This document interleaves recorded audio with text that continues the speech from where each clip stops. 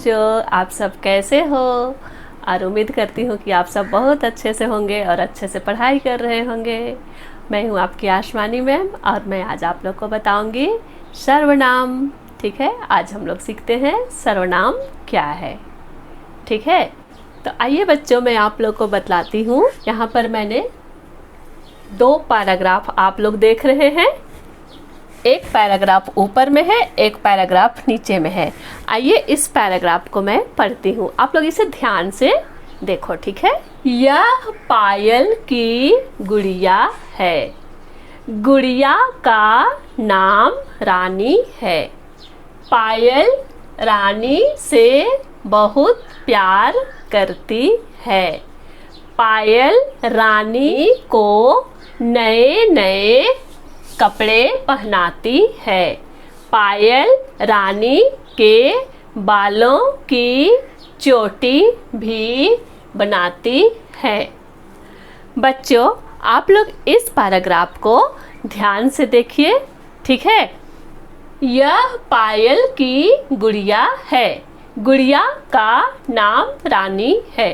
इस तरह से हर वाक्य में हम देख रहे हैं पायल और गुड़िया का प्रयोग बार बार हुआ है। ठीक है, हर वाक्य में जैसे पायल रानी को नए नए कपड़े पहनाती है, पायल रानी के बालों की चोटी बनाती है।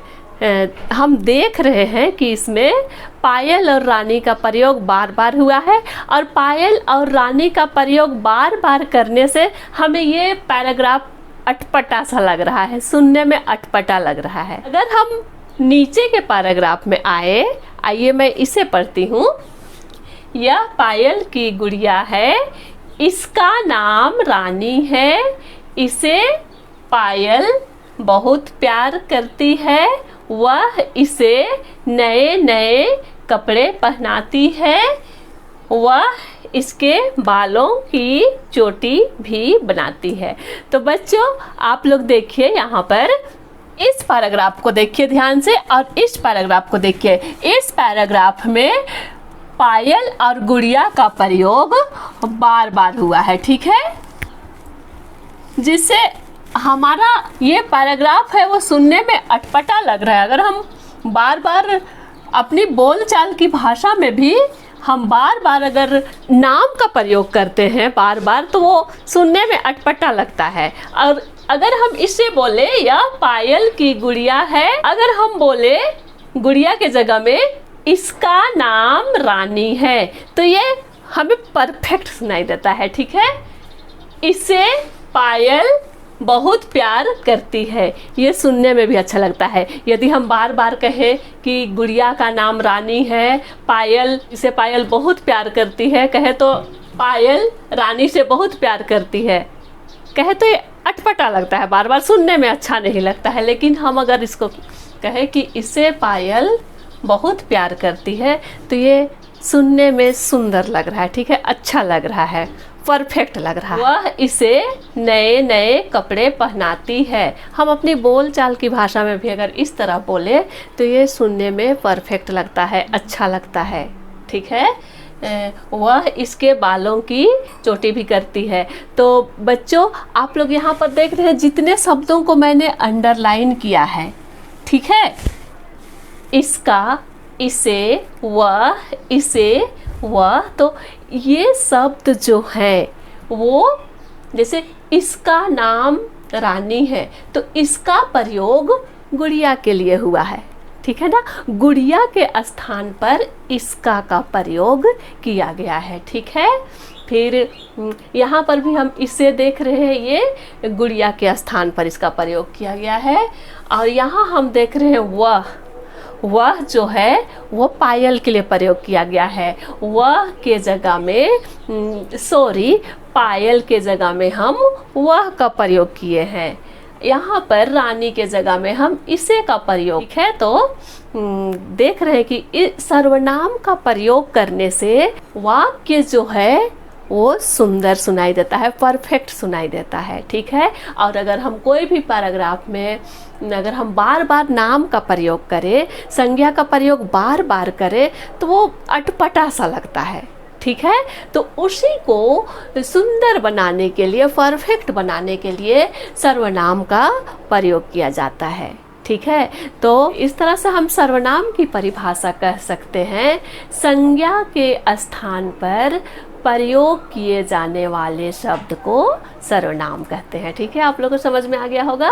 संज्ञा के स्थान पर प्रयोग किए जाने वाले शब्द को सर्वनाम कहते हैं। सर्वनाम का प्रयोग संज्ञा के स्थान पर किया जाता है। ठीक है ना, जैसे हम देख रहे हैं गुड़िया संज्ञा है, रानी संज्ञा है, उसके जगह में, नाम की जगह में हम इसका, इसे, वह, इसे, इन सब शब्दों का प्रयोग किए हैं, तो ये शब्द सर्वनाम शब्द है। अर्थात सर्वनाम का प्रयोग संज्ञा के स्थान पर किया जाता है। ठीक है, तो मेरे प्यारे बच्चों, आइए हम लोग सर्वनाम को परिभाषित करते हैं। परिभाषा लिख करके समझते हैं कि सर्वनाम क्या है। ठीक है, जो शब्द संज्ञा शब्दों के स्थान पर प्रयोग किए जाते हैं उन्हें सर्वनाम कहते हैं। जो शब्द संज्ञा शब्दों के स्थान पर प्रयोग किए जाते हैं उन्हें सर्वनाम कहते हैं। मैंने इससे पहले पैराग्राफ लिख करके आप लोगों को समझाया कि संज्ञा के स्थान पर किस तरह के शब्दों का प्रयोग किया जाता है। तो प्यारे बच्चों, यहाँ पर कुछ सर्वनाम शब्द मैंने लिखा है। जैसे देखिए, यह, वह, हम, मैं, वे, ये, उन्होंने, तुम, तुम्हें, तू, स्वयं, उसने, आप, मैंने, कुछ, हमें, अपना, कौन, जो, क्या, उस, कोई, ये सारे शब्द क्या है? सर्वनाम शब्द हैं। बच्चों, इनका प्रयोग संज्ञा के स्थान पर किया जाता है, इनका प्रयोग नाम के स्थान पर किया जाता है।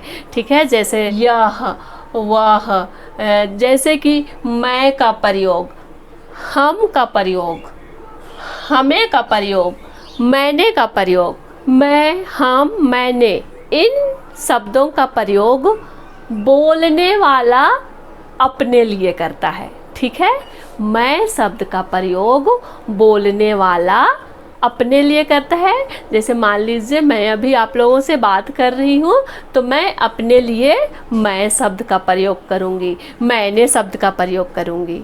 ठीक है, और इस तरह का शब्द तुम, तुम्हें, तू, आप, इस तरह का शब्द का प्रयोग बोलने वाला अपने सामने वाले के लिए करता है, जिसके साथ वो बात कर रहा है। जैसे तुम ऐसा काम मत करो, तुम ऐसा मत करो, यानी कि बोलने वाला अपने सामने वाले के लिए प्रयोग करता है। ठीक है ना बच्चों। और इस तरह का प्रयोग, जैसे वह का प्रयोग, उन्होंने का प्रयोग किसी और के लिए किया जाता है। जैसे मेरे लिए भी नहीं, आपके लिए भी नहीं, वह का प्रयोग किसी और के लिए किया जाता है। ठीक है, तो बच्चों, आप लोग को सर्वनाम समझ में आ गया होगा। जिस शब्द का प्रयोग संज्ञा के स्थान पर किया जाता है उसे सर्वनाम कहते हैं। इस तरह का शब्द, ये सारे जो हैं वे सर्वनाम शब्द कहते हैं। ठीक है, तो मैं उम्मीद करती हूँ कि आप लोगों को सर्वनाम अच्छी तरह से समझ में आ गया होगा। ठीक है, तो मेरे प्यारे बच्चों, मैं आज का वीडियो यही समाप्त करती हूँ और मैं आप लोग के से मिलूँगी एक और अगले नए वीडियो में नए टॉपिक के साथ। ठीक है, तब तक के लिए बाय बाय।